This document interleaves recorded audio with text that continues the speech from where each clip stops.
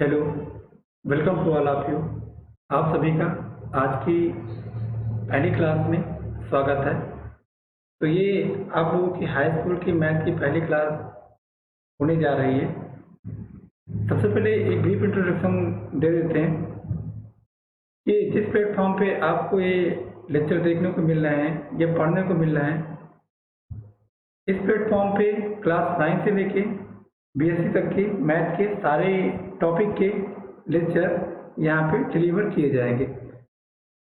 आपको लेक्चर पाने के लिए सबसे पहले करना क्या है, बस एक काम करना है, आपको इस चैनल को सब्सक्राइब कर लेना, जिससे जब भी कोई नया लेक्चर अपलोड हो तो वो आप तक पहुँच सके। कुछ क्लासें यहाँ पे लाइव स्ट्रीमिंग के माध्यम से हो रही हैं, जबकि कुछ क्लासें यहाँ पे रिकॉर्डेड वीडियो यहाँ पे डाले जा रहे हैं। तो यहाँ पे पूरा कंटेंट मिलने वाला है आपको हाई स्कूल 9 से लेके बीएससी तक का।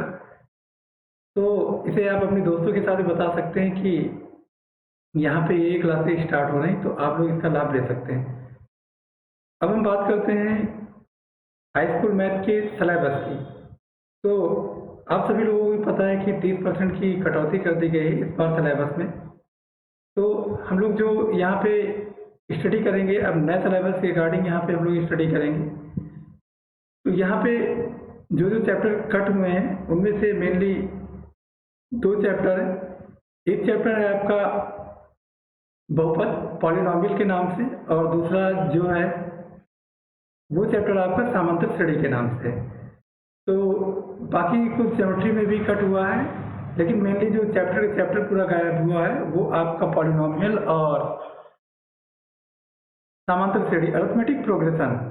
तो बाकी सिलेबस के बारे में बात कर लेते हैं, बाकी सिलेबस में क्या क्या है। तो यहाँ पे आप देख रहे हैं कि यहाँ पे हाई स्कूल की क्लासेस चलेंगी, और पहला जो टॉपिक हमने लिया रियल नंबर का लिया, जिसमें आज हम इंट्रोडक्शन देंगे, और जो उसका एक टॉपिक है यूक्लिड डिवीजन लीमा, उसे हम लोग यहाँ पे कवर करेंगे। तो अब हम आते हैं अपने नए सिलेबस पे। जो हमारा नया सिलेबस है उसके अकॉर्डिंग क्या क्या चेंज हुआ है तो उसे देख लेते हैं। तो जो पहला चैप्टर आया है, पहले चैप्टर में वही चैप्टर है पुराना, रियल नंबर वास्तविक संख्याएं। तो इस चैप्टर के वेटेज क्या है, एग्जाम में कितने नंबर को पूछा जाता है और कितने दिन में हमें कवर करना है, ये भी हम लोग देख लेते हैं। तो जो पहला चैप्टर है हमारा वास्तविक संख्याएं, वास्तविक संख्याओं का जो वेटेज है एग्जाम में 0 से 5 मार्क का है। ये 5 मार्च तक का पूछा जा सकता है मैक्सिमम, और इसे हम लोग कितने दिन में खत्म करेंगे, 15 जुलाई से 30 जुलाई के बीच में या 31 जुलाई के बीच में। जो दूसरा चैप्टर है हमारा 2 चर वाले रैखिक समीकरण। इससे पहले बहुपद नाम का एक चैप्टर था, वो चैप्टर इस बार समाप्त कर दिया गया। 2 चर वाले रैखिक समीकरण और द्विघात समीकरण ये हमारे बीजगणित के पार्ट हैं, और जो बीजगणित का वेटेज है सबसे ज़्यादा वेटेज इसी का था। तो बीजगणित का जो वेटेज है यहाँ पे वो 18 मार्क्स का है।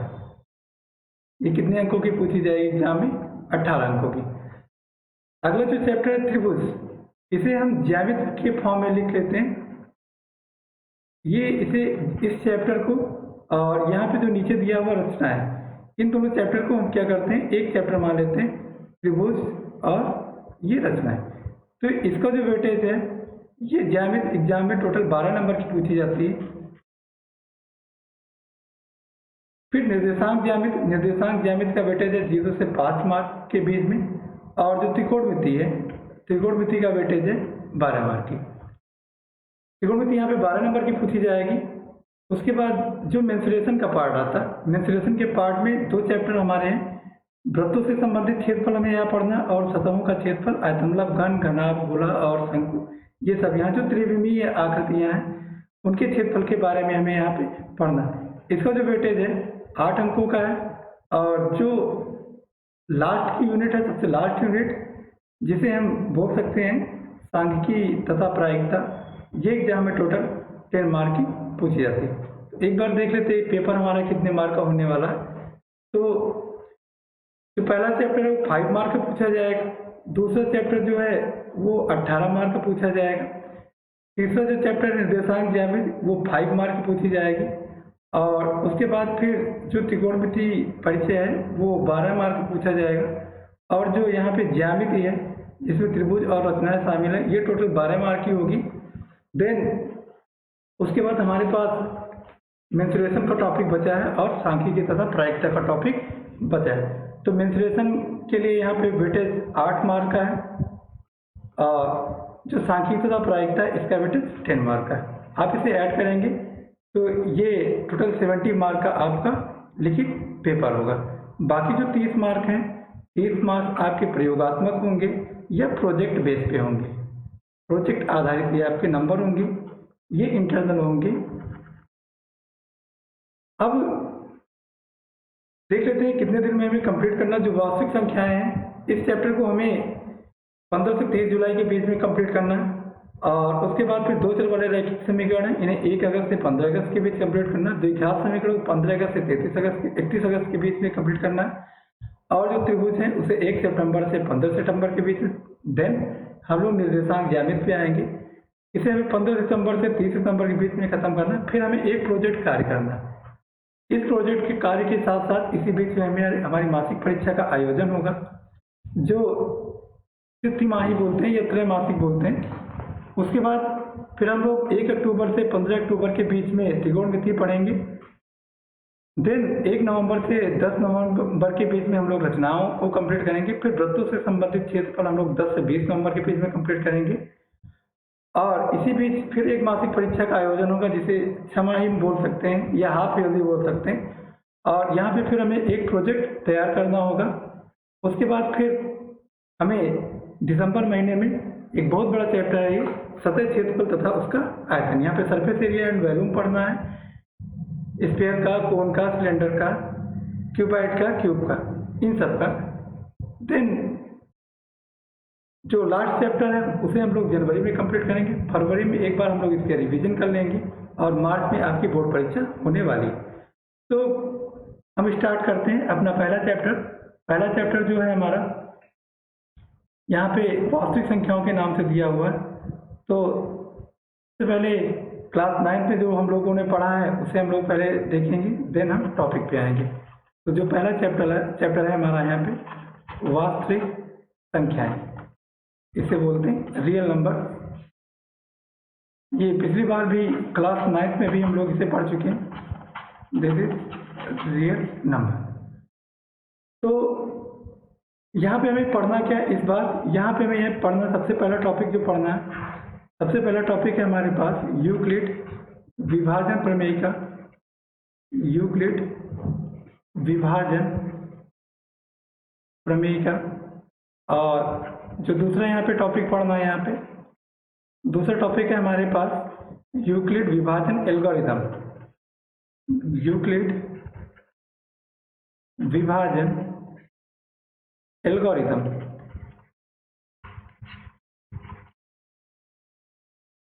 उसके बाद थर्ड हमें पढ़ना है अंकगणित की आधारभूत प्रमेय, फंडामेंटल थ्योरम ऑफ अरिथमेटिक, अंकगणित की आधारभूत प्रमेय।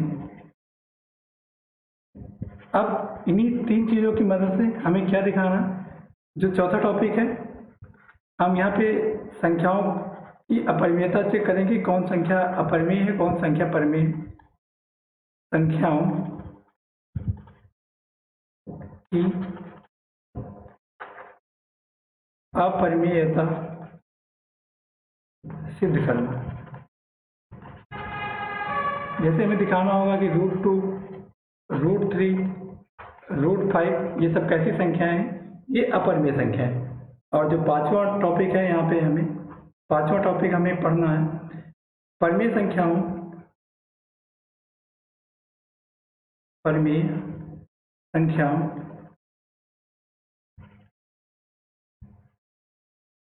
का शांत तथा अशांत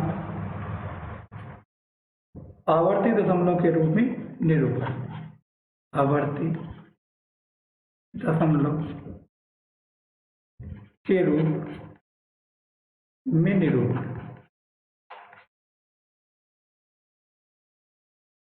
तो 1 बाय 1 हम लोग टॉपिक स्टार्ट करते हैं। तो जो पहला टॉपिक है हमारा यूक्लिड विभाजन प्रमेय का। तो इससे जानने से पहले एक हम ब्रीफ इंट्रोडक्शन दे देते हैं। संख्या नंबर्स का जो फॉर्मेशन है, इसका ट्री डायग्राम है, वो क्या कहता है। तो देखो बेसिकली जो संख्याएं होती हैं इनके बारे में हम लोग क्लास 9 में पढ़ चुके हैं। हम यहाँ पे एक क्विक रिवीजन कर रहे हैं। तो जो भी संख्याएं होती हैं हमारे पास दो तरह की संख्याएं हैं। एक संख्या है, एक प्रकार की संख्याएं होती है वास्तविक संख्याएं और दूसरे प्रकार की संख्याएं होती हैं काल्पनिक संख्याएं। तो इसी समय हम इनकी डिफिनीशन भी देते हैं। पहला जो टाइप है वास्तविक संख्या और दूसरा जो इन संख्याओं का टाइप है वो काल्पनिक संख्या। मीनिंग ये हुई जाके कि अगर हमें संख्याएं दी हुई हैं तो संख्या क्या होगी, या तो वास्तविक संख्या होगी या फिर काल्पनिक संख्या होगी। वास्तविक संख्या की सिंपल सी डिफिनीशन है ऐसी संख्याएं जिन्हें हम कागज पर ट्रेस कर सके या जिन्हें हम एक लाइन पर दिखा सके, वो सारी संख्याएं क्या कहलाती, वास्तविक संख्याएं। जबकि काल्पनिक संख्या क्या होती, जिन्हें हम कागज पर ट्रेस न कर सके, वो संख्याएं हमारी क्या होती, काल्पनिक संख्याएं। काल्पनिक संख्या हमें आगे पढ़ना है। वास्तविक संख्याएं मीन्स रियल नंबर, और जो काल्पनिक संख्याएं होती इन्हें हम लोग बोलते हैं इमेजिनरी नंबर। इंग्लिश में याद रखना थोड़ा हिंदी से आसान होता है, तो आप लोग भी कोशिश करें कि थोड़ा इंग्लिश में जो टेक्निकल वर्ड है कम से कम उन्हें इंग्लिश में जानने की कोशिश करें। तो नंबर तो दो टाइप की होती है, एक रियल नंबर, दूसरी इमेजिनरी नंबर। अब ये जो रियल नंबर्स होती हैं, ये रियल नंबर्स भी दो टाइप की होती। जो पहला टाइप है इसका वास्तविक संख्याओं का, वो है परिमेय संख्याएं। परिमेय संख्या, परिमेय संख्या इन्हें हम रेशनल नंबर्स बोलते हैं, रेशनल नंबर्स। और जो इनका दूसरा टाइप है वो हमारा है अपरिमेय संख्या, जिन्हें हम लोग इरेशनल नंबर भी बोलते हैं। तो वास्तविक संख्या दो तरह की हुई, एक परिमेय संख्या, एक अपरिमेय संख्या। मीन्स रियल नंबर की दो कैटेगरी हैं, पहला रेशनल नंबर, दूसरा इरेशनल नंबर। अब ये परिमेय संख्याएं फर्दर हम इसे दो भागों में डिवाइड कर देते हैं। अब परिमेय संख्याएं क्या होती है, इनके डिफिनेशन जान लेते हैं। परिमेय संख्याएं वो संख्याएं जिन्हें हम p बाई क्यू के फॉर्म में लिख सकें, जहाँ पे q जीरो ना हो, मतलब ऐसी संख्या जिन्हें अंश बटे हर के रूप में लिख सकें, उन्हें हम लोग बोलते हैं परिमेय संख्या। अब ये परिमेय संख्या दो तरीके की होती हैं। आपने देखा भी होगा कि कुछ संख्याएं ऐसी होती हैं जिनमें दशमलव वगैरह नहीं होते हैं, और कुछ संख्याएं ऐसी होती हैं जिसमें दशमलव वगैरह होते हैं। तो जिन संख्याओं में दशमलव नहीं होते हैं उन्हें पूर्णांक बोलते हैं, और जो संख्याओं में दशमलव होते हैं उन्हें अपूर्णांक बोलते हैं, या इन्हें फ्रैक्शन भी कहते हैं, भिन्न। तो ये हो गए जो रेशनल नंबर दो तरह की हो गई, एक हुआ इंटीजर और दूसरा हुआ हमारे पास फ्रैक्शन। अब फर्दर इंटीजर भी हमारे तीन प्रकार के होते हैं, तो इंटीजर की कैटेगरी भी देख लेते हैं। तो जो पहला टाइप है इंटीजर्स का, वो हमारा धनात्मक पूर्णांक है, और जिन्हें हम बोलते हैं पॉजिटिव इंटीजर। और दूसरे जो टाइप है उन्हें हम बोलते हैं जीरो इंटीजर, और जो तीसरा टाइप है वो हमारा है निगेटिव इंटीजर। तो पूर्णांक के तीन भाग हुए। पूर्णांक के जो पहला भाग हुआ यहाँ पे वो है, पहला जो पार्ट है वो हमारा है धनात्मक पूर्णांक, और जो इसका दूसरा पार्ट है वो है शून्य पूर्णांक, और जो तीसरी कैटेगरी है इसकी ये ऋणात्मक पूर्णांक। शून्य पूर्णांकों को हमने अलग रखा है, और ये अलग रखे भी जाते हैं क्योंकि इनका डुअल नेचर होता है, ये धनात्मक ऋणात्मक के साथ भी ट्रीट करते हैं। तो शून्य पूर्णांकों को हमने यहाँ पे अलग कर लिया। अब ये धनात्मक पूर्णांक, जितने भी धनात्मक पूर्णांक होते हैं, इन धनात्मक पूर्णांकों को हम लोग प्राकृतिक संख्याएं भी बोलते हैं, नेचुरल नंबर, प्राकृतिक संख्याएं। इन्हें हम लोग नेचुरल नंबर भी कहते हैं, नेचुरल नंबर। शून्य पूर्णांक ये हमारा इसे बोलते हैं जीरो इंटीजर, और ये जो शून्य पूर्णांक और ये ऋणात्मक पूर्णांक है, ये शून्य पूर्णांक और जो धनात्मक पूर्णांक है, ये पूर्णांक मिलके होल नंबर का फॉर्मेशन करते हैं। होल नंबर्स को हम लोग बोलते हैं पूर्ण संख्याएं। तो पूर्ण संख्या क्या होती है? जिसमें जीरो हो और सभी नेचुरल नंबर हो, उन्हें हम लोग क्या बोलेंगे? होल नंबर बोलेंगे। तो धनात्मक पूर्णांक और शून्य पूर्णांक ये दोनों मिलके हमें क्या देते हैं? होल नंबर, या जिन्हें हम लोग बोलते हैं पूर्ण संख्याएं।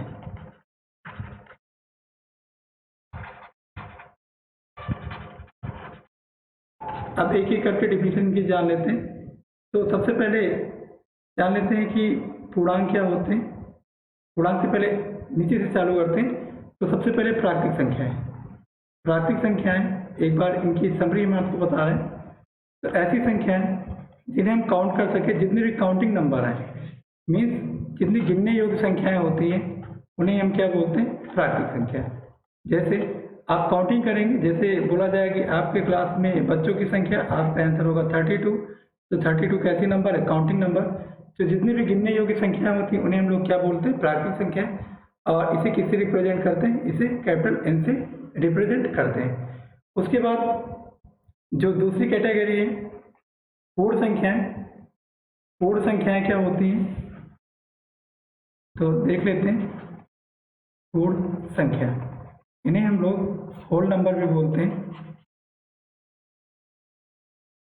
अगर हम जीरो मतलब शून्य के साथ साथ अगर हम प्राकृतिक संख्याएं ले लें, तो शून्य प्लस प्राकृतिक संख्याएं ये क्या बोली जाती? होल नंबर बोली जाती। तो शून्य यहाँ पे मीन्स पहले नंबर जीरो, फिर 1, फिर 2, फिर 3, फिर 4 up to dot dot so on. तो ये जो सेट हुआ, जो ये समूह हुआ, ये क्या हुआ? डब्ल्यू। इसे हम कैसे रिप्रेजेंट करते हैं? डब्ल्यू से। और जो नेचुरल नंबर में नंबर्स आएंगे प्राकृतिक संख्याओं में 1, 2, 3, 4 एक्सेट्रा। अब बात करते हैं पूर्णांकों की। ये इंटीजर्स क्या होते हैं? पूर्णांक, जिन्हें हम लोग इंटीजर्स बोलते हैं। तो जितने भी धनात्मक धन पूर्णांक ले रहे हैं, धन प्राकृतिक संख्या है, जैसे प्राकृतिक संख्या तो धन होती है,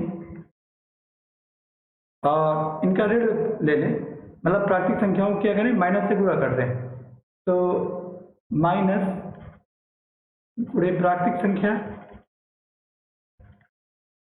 और इसमें क्या शामिल कर लें? इसमें हम जीरो को शामिल कर लें।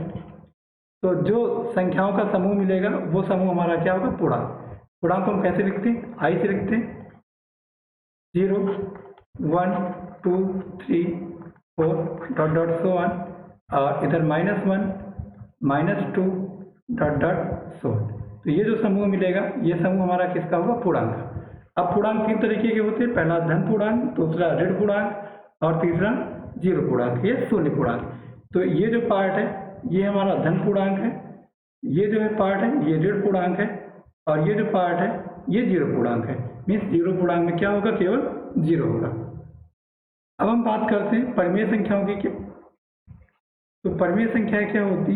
ऐसी संख्या जिन्हें p बाई क्यू के फॉर्म में लिख सके। ये सब आप लोग पढ़ चुके हैं, बार क्विक रिविजन करा रहे हैं। तो परिमेय संख्याएं क्या होती? ऐसी संख्याएं जिन्हें हम p बाई क्यू के फॉर्म में लिख सकें, जहाँ पे q जीरो ना हो। इन संख्याओं को हम क्या बोलते हैं? परिमेय संख्याएं।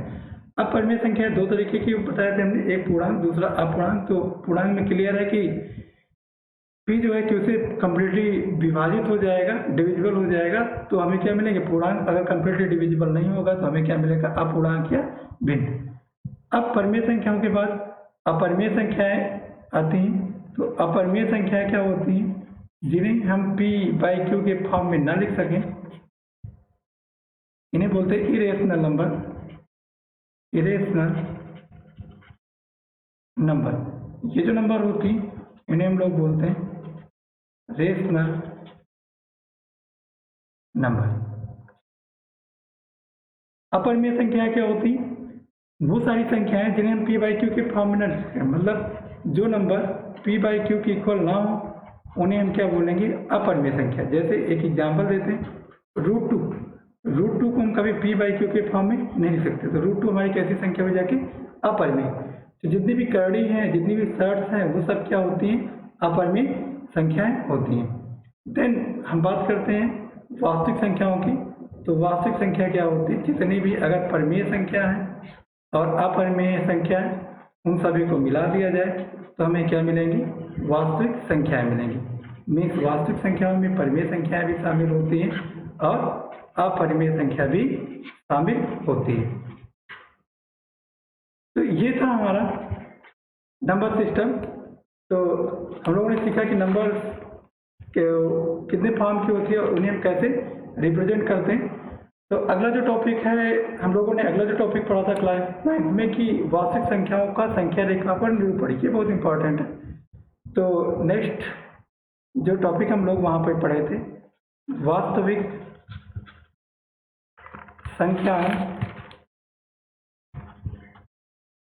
का संख्या रेखा पर निरूपण।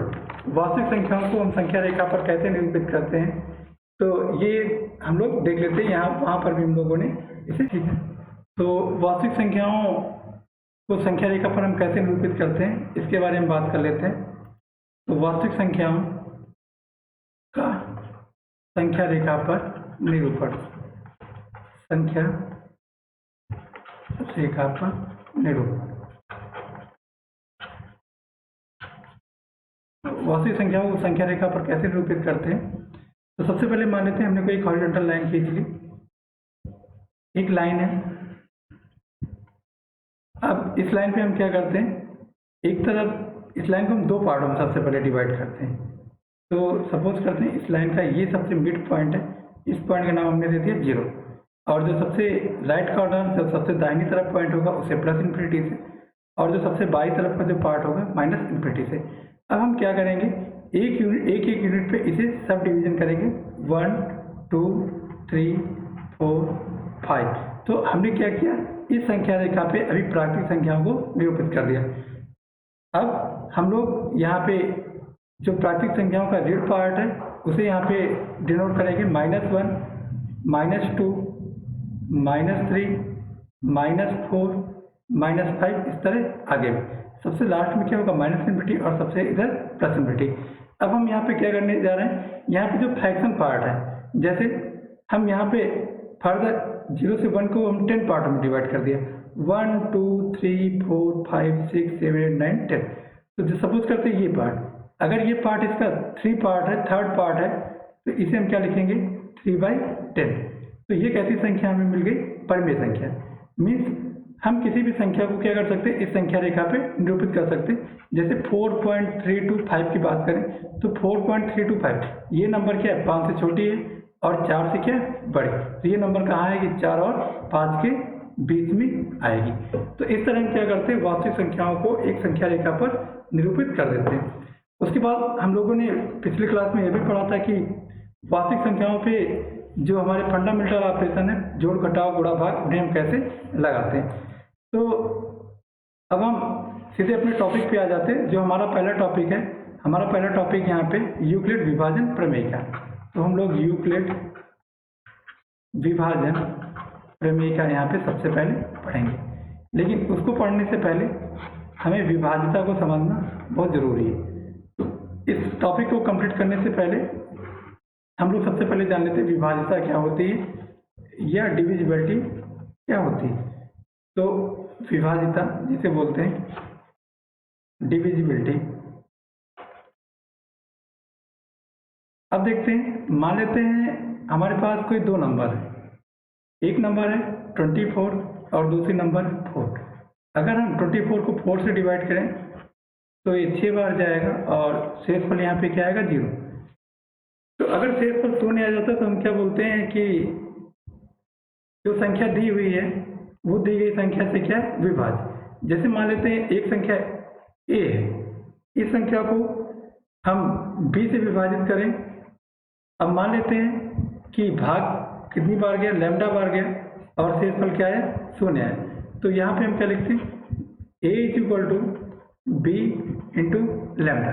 जैसे हम यहाँ पे देखें, अगर हम 24 और 4 को लें तो हम क्या लिखेंगे, 24 = 4 × 6। मीन्स हम इसे ऐसे लिखते हैं मान लेते कोई संख्या a है, ये a संख्या b से विभाजित हो रही, मीन्स b क्या कर रहा है, a को अगर कंप्लीटली विभाजित कर रहा है तो हम कैसे लिखेंगे, b डिवाइड्स a, या b a को विभाजित कर रहा है या a b से क्या है विभाजित। इसकी मीनिंग क्या हुई, a b से विभाज्य है, या फिर इसे हम क्या लिख सकते हैं, इसे ये भी लिख सकते हैं b a को विभाजित करता है और इसे ये भी लिख सकते हैं b a का एक गुणनखंड है या फिर गुणज है, गुणनखंड है। तो कोई संख्या b है, अगर वो a को विभाजित करेगी कब, जब a इज इक्वल टू क्या आ जाए, b लैम्डा। जैसे एग्जाम्पल ले लेते हैं, मान लेते हैं एक नंबर 7 ले लिया और एक नंबर 58 ले लिया। अगर हम यहाँ विभाजित करें तो ये 8 बार जाएगा और यहाँ 56 बार आएगा और यहाँ पे शेषफल कितना आएगा, 2। तो ये संख्या जो 58 है, ये 58 7 से विभाज्य नहीं है, तो हम इसे कैसे लिखेंगे, 58 जो है वो 7 से विभाज्य नहीं है। तो यहाँ पे लिखते हैं, इसकी परिभाषा लिख लेते हैं विभाज्यता की। माना कोई दो पूर्णांक, हम यहाँ पूर्णांकों की बात करेंगे, बाकी ये वास्तविक संख्याओं के लिए भी सत्य है, a और b, यदि b a को विभाजित करता है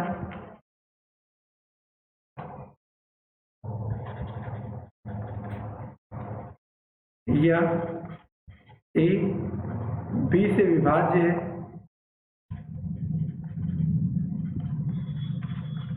तब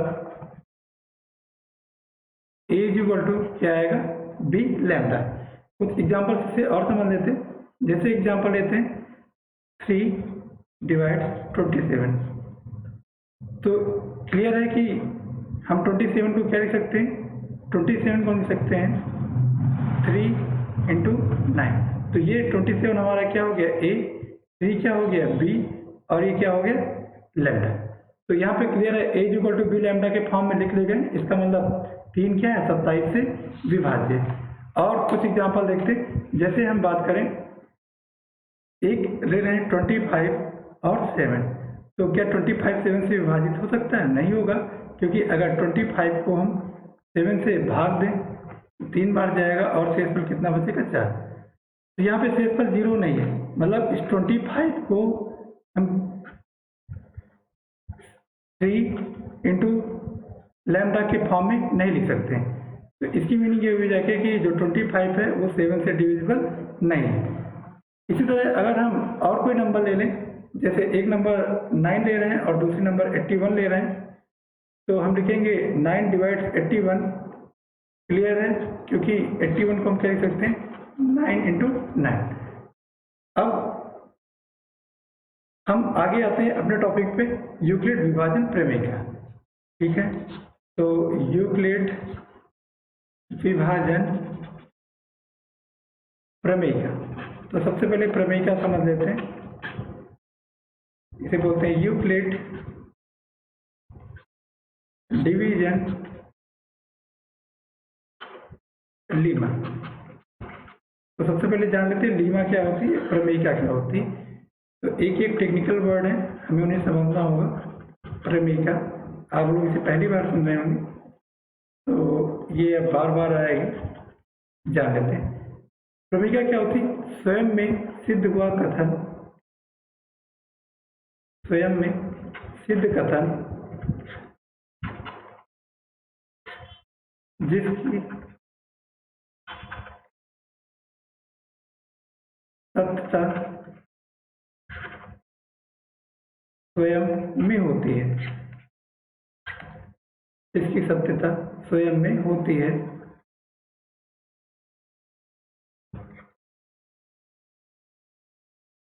प्रमेयिका या लीमा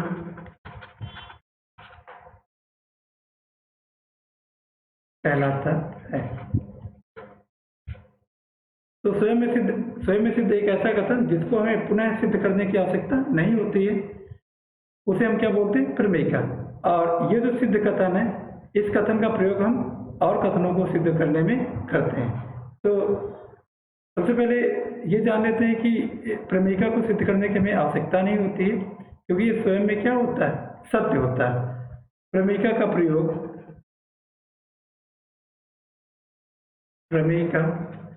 प्रयोग हम लोग अन्य कथनों को सिद्ध करने में करते हैं। अन्य कथनों को सिद्ध करने में करते हैं। तो अब सीधे कथन पे आते हैं कि ये कथन क्या कहता है। यूक्लिड विभाजन प्रमेयिका का जो कथन है, स्टेटमेंट है, ये क्या कहता है। तो यूक्लिड विभाजन प्रमेयिका के अनुसार सबसे पहले हम कुछ चीज़ जान लेते हैं। मानते एक नंबर ए है, इस नंबर को हमने क्या किया, बी से विभाजित किया। तो यहाँ पे कुछ ना कुछ भागफल आएगा और कुछ ना कुछ शेषफल आएगा।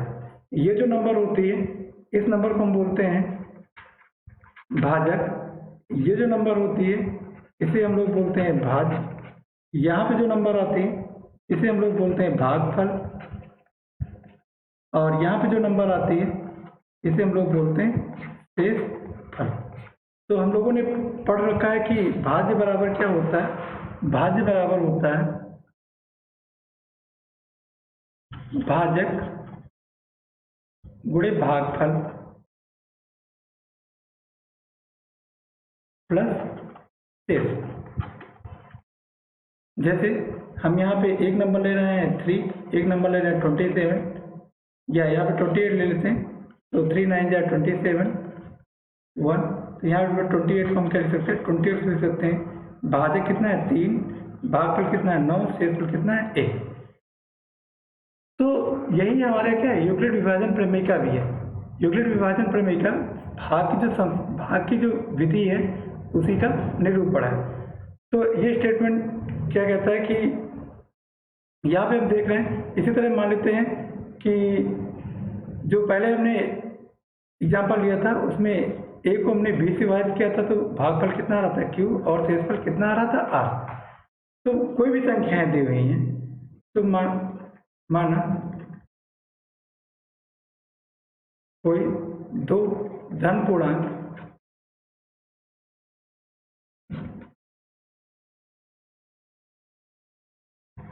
ए और बी है, तब हमें दो धन पूर्णांक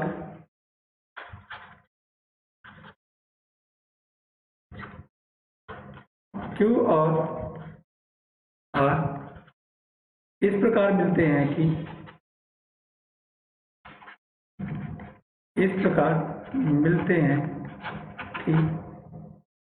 A इक्वल टू क्या है, BQ प्लस R। जहाँ पे ध्यान देना, R की वैल्यू क्या होगी, सदैव B से छोटी होगी, और ये 0 से क्या होगी, बड़ी होगी या बराबर होगी। तो फिर एक बार प्रमेय को देख लेते, प्रमेयिका को देख लेते। हमें अगर कोई भी दो धन पूर्णांक दिए A और B, तो हमें क्या मिलेंगे, दो धन पूर्णांक Q और R इस प्रकार मिलेंगे कि A इक्वल टू क्या हो जाए, BQ प्लस R हो जाए।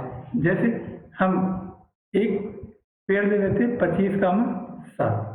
तो यहाँ पे क्लियर है कि अगर हम 7 से 25 विभाजित करें, 3 बार जाएगा और शेषफल कितना आएगा 4। तो हम यहाँ पे 25 को क्या लिख सकते हैं, 25 बराबर 7 गुणे 3 प्लस 4।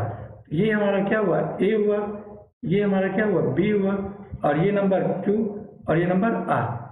तो यहाँ पे देखो R हमारा क्या होना चाहिए, B से छोटा होना चाहिए और 0 से सदैव बड़ा या बराबर।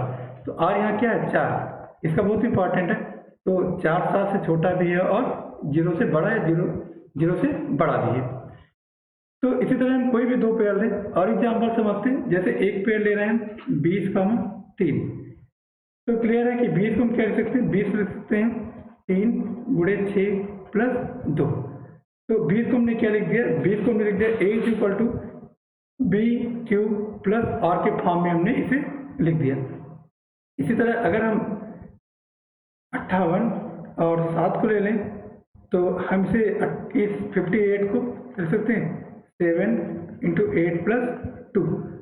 तो किसी भी नंबर को, कोई भी दो नंबर है, एक नंबर ए है, एक नंबर बी है, तो हम ए को किस फॉर्म में लिख सकते हैं? बी क्यू प्लस आर के फॉर्म में लिख सकते हैं। यही हमारी क्या है? यूक्लिड विभाजन प्रमेय का। तो यूक्लिड विभाजन प्रमेय का कुछ नहीं, ये भाग की जो लॉन्ग विधि थी, जो भाग की विधि थी, उसी का क्या है? संक्षिप्त फॉर्म में निरूपण है।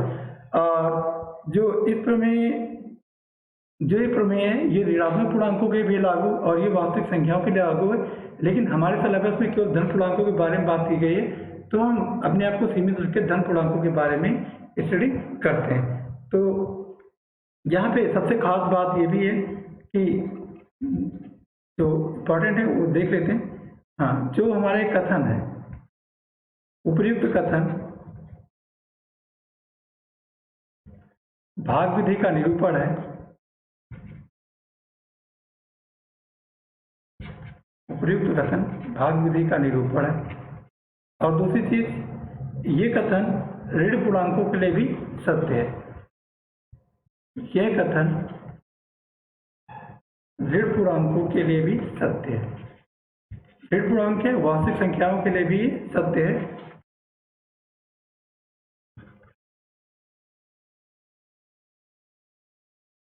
अब हम कुछ इस पे एग्जाम्पल देखते हैं। जैसे एक एग्जाम्पल ले, एक पेयर हम ले रहे हैं 4 और 14 का, जैसे 4 और 14। तो यहाँ पे देखो, हम 14 क्या लिख सकते हैं? 14 लिख सकते हैं 4 इंटू 3 प्लस 2। तो ये फॉर्म कौन सी आ गई? A is equal to B Q plus R, जहाँ पे बी क्या है? आर से छोटा है, और जो आर यहाँ पे आएगा वो क्या होगा? बी से छोटा होगा, और 0 से क्या होगा? बड़ा। तो 2 यहाँ पे क्या है? 4 से छोटा है, और 0 से क्या है? बड़ा। आर क्या होना चाहिए? बी से छोटा, लेकिन 0 से बड़ा। इसी तरह अगर हम आगे बात करें, जैसे 5 और 28 को, 5 हम 28, तो हम 28 को क्या लिख सकते हैं? 28 से 28 is equal to 5 into 5 plus 3, और 3 क्या है? 5 से छोटा है और 0 से बड़ा। मीन्स जो आर है वो हमारा बी से छोटा होना चाहिए और 0 से बड़ा होना चाहिए। अब हम इसके ऊपर कुछ क्वेश्चन कर लेते हैं। तो जैसे एक क्वेश्चन लेते हैं, सिद्ध करें कोई भी धन पूर्णांक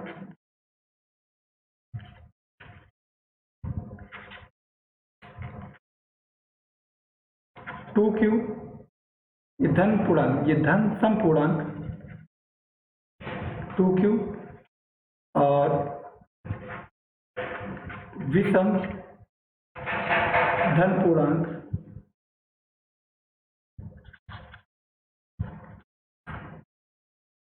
2q प्लस 1 के रूप का होता है। ठीक है, तो अब हम यहाँ पे यूक्लिड विभाजन प्रमेय की मदद से कुछ क्वेश्चन करने वाले हैं। आपको आइडिया भी क्लियर हो जाएगा क्यों हम इसे पढ़ रहे हैं। तो देखते हैं इसका सलूशन कैसे इसे सॉल्व करेंगे। तो मान लेते हैं कोई भी दो नंबर हैं ए और बी, माना कोई धन पूर्णांक,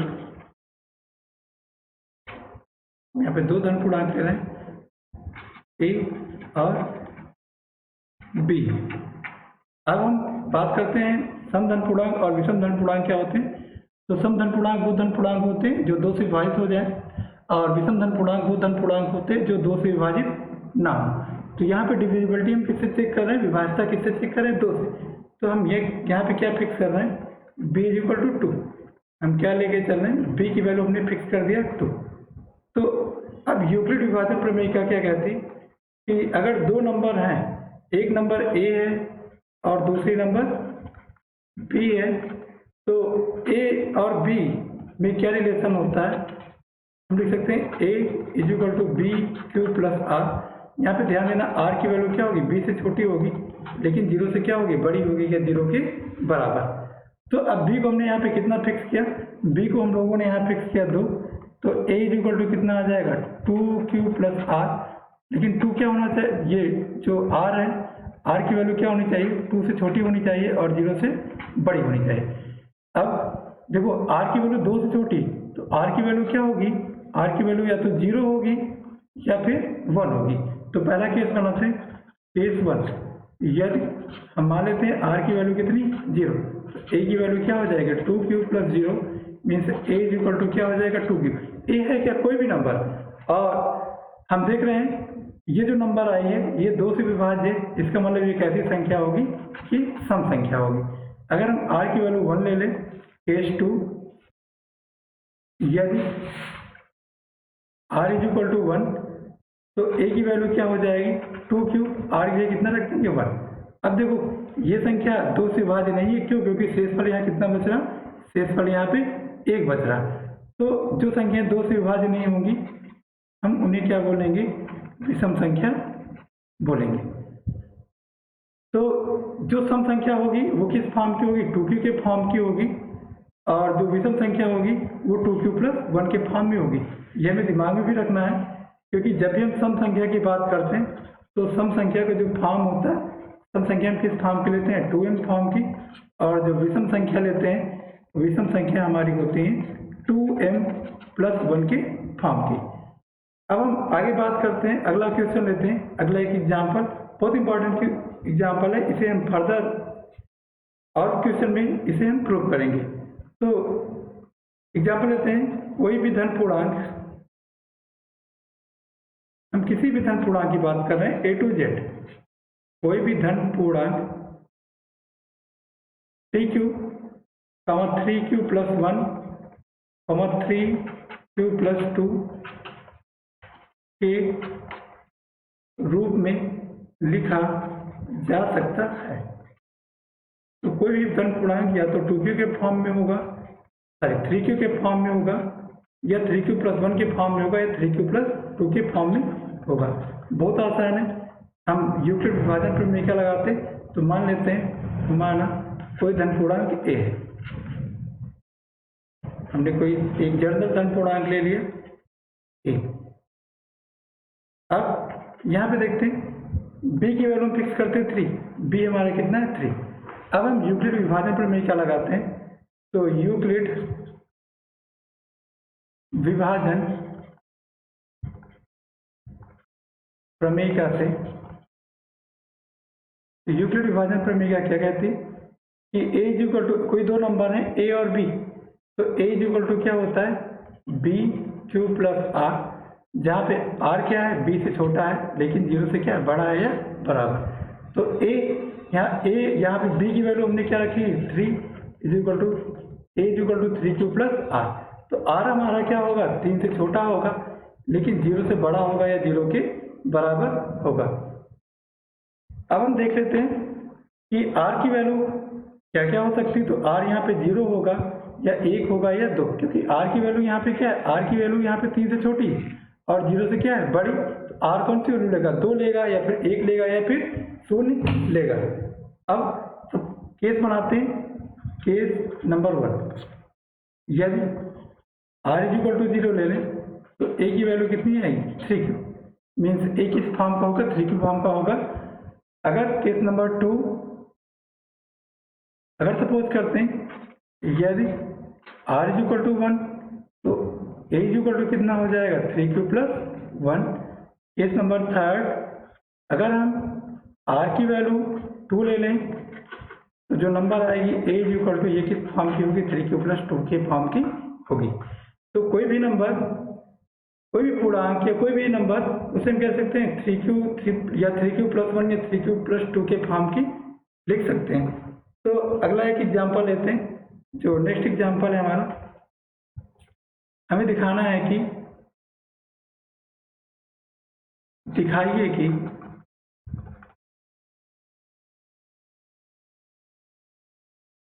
n² - 1 ये क्या है 8 से विभाज्य है। ठीक है, एक नंबर है n² - 1, तो ये नंबर क्या है 8 से विभाज्य। तो हमें नंबर पता है, या तो कोई नंबर इवन होगी या फिर कोई नंबर ऑड होगी। तो एक बार हम इवन नंबर ले लेंगे, एक बार ऑड ले लेंगे। मान लेते हैं कि n जो है हमारा सम है, माना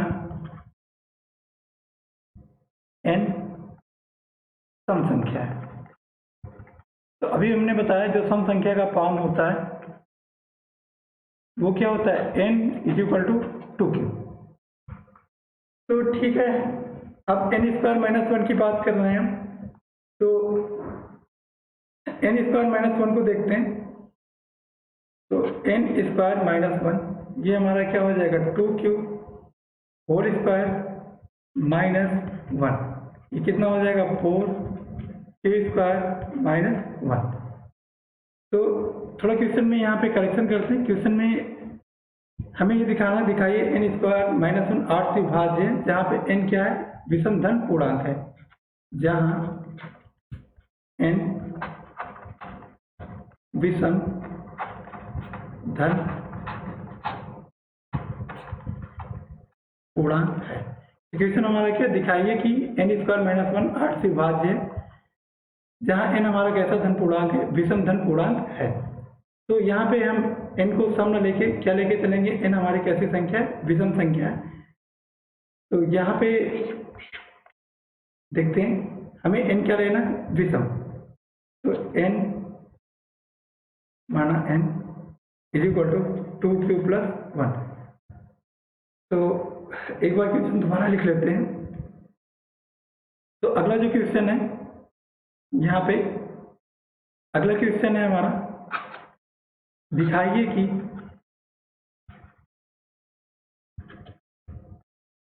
n² - 1 8 से विभाज्य है। n² - 1 हमारा क्या है, 8 से विभाज्य है, जहाँ n एक विषम धन पूर्णांक है। n कैसा धन पूर्णांक है, विषम धन पूर्णांक। तो अभी पिछले क्वेश्चन में हम लोगों ने देखा था कि विषम धन पूर्णांक को कैसे लेते हैं। तो जो विषम धन पूर्णांक n हमारा कैसा धन पूर्णांक है, विषम धन पूर्णांक। तो मान लेते हैं जो विषम धन पूर्णांक है n, वो कितना है, 2q + 1। तो हम n² - 1 की बात करते हैं। तो n² - 1 ये कितना हो जाएगा, 2q + 1 होल स्क्वायर माइनस 1। इसे कैसे लिखेंगे, 2q + 1, इस स्क्वायर को ओपन कर लेते हैं। तो ये स्क्वायर क्या आएगा, 4q² + 4q + 1 - 1। यहाँ से 4 कॉमन लेंगे और q कॉमन लेंगे, अंदर क्या आएगा, q + 1। ठीक है, तो ये क्यों मिला के कितना आ गया, 4q × q + 1। अब देखो ये जो q नंबर है, q नंबर भी क्या है, एक पूर्णांक है। तो q नंबर या तो सम होगी या फिर क्या होगी, विषम होगी। तो एक बार अगर हम q को लेते सम, अगर हम इस नंबर को सम ले लिया, तो अब जो नंबर सम होगी ये क्या होगी, 2 से विभाज्य होगी। मतलब हम फिर q को क्या लिख सकते हैं, q = रख सकते हैं 2 लैम्डा। तो ये नंबर क्या आ जाएगी, ये जो नंबर है ये आ जाएगी 4 × 2 लैम्डा × q + 1। कितनी आ गई, 8 लैम्डा × q + 1। अभी नंबर क्या है, 8 से विभाज्य। चलो ठीक है, अगर मान लेते q सम नहीं है, q हमारी क्या है, विषम। तो जो विषम नंबर होगी उसे हम कैसे सकते हैं, 2μ + 1। जरा यहाँ पे रखो, तो 4 × 2μ + 1, यहाँ पे क्या आएगा, 2μ + 1 + 1। ये कितना हो जाएगा, 4 × 2μ + 1। यहाँ से 2 कॉमन ले लो, तो ये हो जाएगा μ + 1। अभी कितना हो जाएगा, 8 × ये नंबर जो आएगी हमारी, ये हो जाएगी 8 × 2μ + 1 × μ + 1। अब ये नंबर भी क्या है, 8 से विभाज्य। क्यों, क्योंकि 8 यहाँ के फॉर्म में आ रहा है, गुणा के फॉर्म में आ रहा है। तो ये जो नंबर है किस फॉर्म के, a = b लैम्डा। इसका मतलब ये जो नंबर है वो 8 से क्या है, विभाज्य। तो कोई भी नंबर n² - 1 और 8 से विभाज्य होगी, बस n कैसी संख्या होनी चाहिए, विषम संख्या होनी चाहिए। अगला क्वेश्चन लिखते हैं, एक एग्जाम्पल और कर लेते हैं। दिखाइए कि किसी धन पूर्णांक का वर्ग, कोई भी धन पूर्णांक है, इसका जो वर्ग होता है वो 3m + 1 के रूप का होता है। के रूप का होता है। किसी भी नंबर को हम वर्क करें तो उसका जो वर्क होगा वो किस फॉर्म का आएगा, 3m या 3m+1 के फॉर्म का आएगा। जैसे मान लेते एक नंबर हमने क्या लिया, एक नंबर हमने लिया 4 स्क्वायर। 4 स्क्वायर क्या आएगा 16। इसे हम कह सकते हैं 3 × 5 + 1। कोई भी नंबर, जैसे 5 स्क्वायर क्या आएगा, 5 स्क्वायर आएगा हमारा 25, और इसे कह सकते हैं 3 × 8 + 1। तो किसी भी नंबर को हम क्या कर सकते हैं, 3m या 3m+1 के फॉर्म मिल सकते हैं, बस वो नंबर क्या हो, स्क्वायर हो। जैसे 81 को हम कह सकते हैं 3 × 27। तो ठीक है, हमें दिखाना है कि किसी भी धन पूर्णांक का वर्ग किस फॉर्म का होता है, 3m या 3m+1 या 3m+2 के फॉर्म का होता है। तो यहाँ पे हम करेंगे क्या, सबसे पहले नंबर ले लेंगे। तो जो नंबर यहाँ पे होंगी वो पिछले एग्जाम्पल हमने कराया है कि कोई भी नंबर को हम 3q या 3q+1 या 3q+2 के फॉर्म में ले सकते हैं। तो ठीक है, मान लेते हैं जो नंबर हम ले रहे हैं, पहली नंबर है a = 3q। तो ठीक है, इसका सलूशन देखते हैं, इसे सॉल्व कैसे करते हैं। तो हम ले रहे हैं a = 3q। Case 1 a = 3q। अब हम a स्क्वायर करें तो a स्क्वायर हमारा कितना हो जाएगा, 9q²। इसे क्या लिख सकते हैं, 3 × 3q²। अब इस नंबर को हम क्या मान लें, m। तो नंबर किस फॉर्म की आ जाएगी, 3m फॉर्म की आ जाएगी। अब मान लेते हैं कि जो दूसरी नंबर है केस 2। तो दूसरे नंबर का जो फॉर्म होता है वो फॉर्म हमारा होता है 3q+1 का, केस नंबर 2। तो a = अगर हम 3q+1 ले लें तो अब हम a स्क्वायर करें तो a स्क्वायर कितना आएगा, 3q+1 whole square means 9q² + 6q+1। अब यहाँ पे हम 3 कॉमन ले लेते हैं और q कॉमन ले लेते हैं। तो यहाँ पे क्या आएगा, 3q + 2 + 1। अब इसका नाम हम क्या देते हैं, ये नंबर हम मान लेते हैं m। तो ये नंबर किस फॉर्म की आ गई, ये नंबर हमारी है 3m+1 के फॉर्म की। तो क्लियर है, कोई भी नंबर जो स्क्वायर है वो या तो 3m के फॉर्म की होगी या 3m+1 के फॉर्म की होगी। अभी थर्ड केस चेक कर लेते हैं, केस नंबर 3। अगर हम बात करें एक की, तो a को इस बार हम ले रहे हैं 3q+2। ठीक है, अब हम a स्क्वायर देख लेते हैं, a स्क्वायर कितना आएगा। तो जो a स्क्वायर की वैल्यू होगी, this is equal to 3q+2 whole square means 9q² + 12q + 4। या इसे ऐसे लिख सकते हैं 9q² + 12q + 3 + 1। अब यहाँ से हम क्या करते हैं, 3 कॉमन लेते हैं, हो जाएगा 3q² + 4q + 1 + 1, this is 1 and +1। अब ये जो नंबर आई है इसे हम क्या एज्यूम कर लेते हैं, ये नंबर हमारी क्या है, m है। तो जो यहाँ पे नंबर आ रही है, इस नंबर को हमने मान लिया m। तो ये नंबर किस फॉर्म की आ गई, 3m+1 की फॉर्म की आ गई। तो देखा हमने कि किसी भी नंबर का अगर हम स्क्वायर करें तो नंबर किस फॉर्म की होती है, 3m+1 या 3m के फॉर्म की होती है। आज की क्लास में इतना ही रखते हैं, आगे हम यूक्लिड विभाजन एल्गोरिथम को पढ़ेंगे। तो आप लोग इसकी क्वेश्चन करना, जो क्वेश्चन ना आए उन्हें आप लोग पूछना, और आप लोग इस चैनल को सब्सक्राइब कर दें जिससे जो भी नए वीडियोज हैं, जो नए लेक्चर हैं वो आपको मिल जाएं। तो आज की क्लास यहीं रखते हैं। Okay, bye bye, take care.